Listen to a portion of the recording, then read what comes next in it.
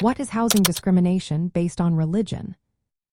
Have you ever wondered how religion can impact where someone lives?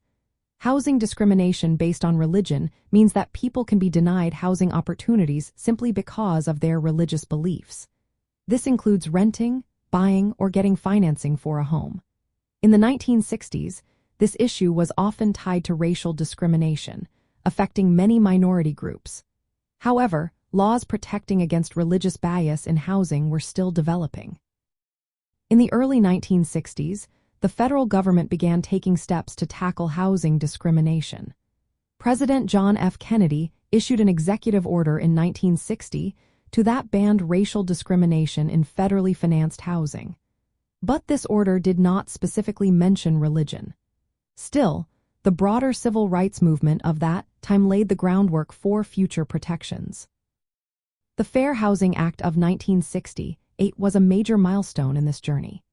This landmark legislation prohibited discrimination in housing sales, rentals, and financing based on race, religion, national origin, and other categories added later. Before this act, religious minorities, such as Jewish or Muslim families, faced exclusionary practices. These included restrictive covenants that prevented them from buying homes in certain neighborhoods.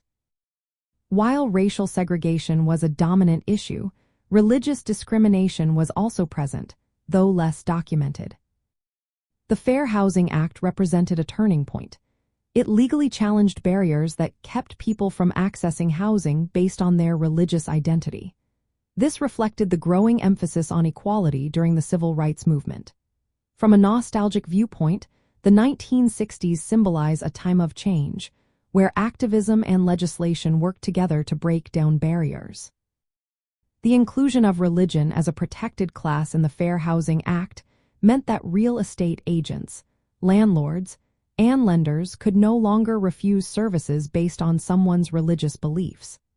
This shift allowed minority communities to challenge unfair practices and aligned with the spirit of civil rights advancement in the 1960s.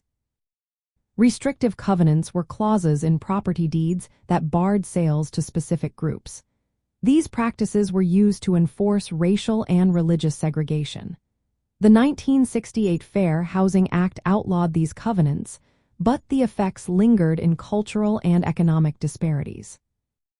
While the narrative of the 1960s often focuses on racial justice, the legislative progress made during this time also laid the foundation for addressing religious equity in housing. This legacy is still relevant today, reminding us of the importance of inclusivity and fairness in our communities.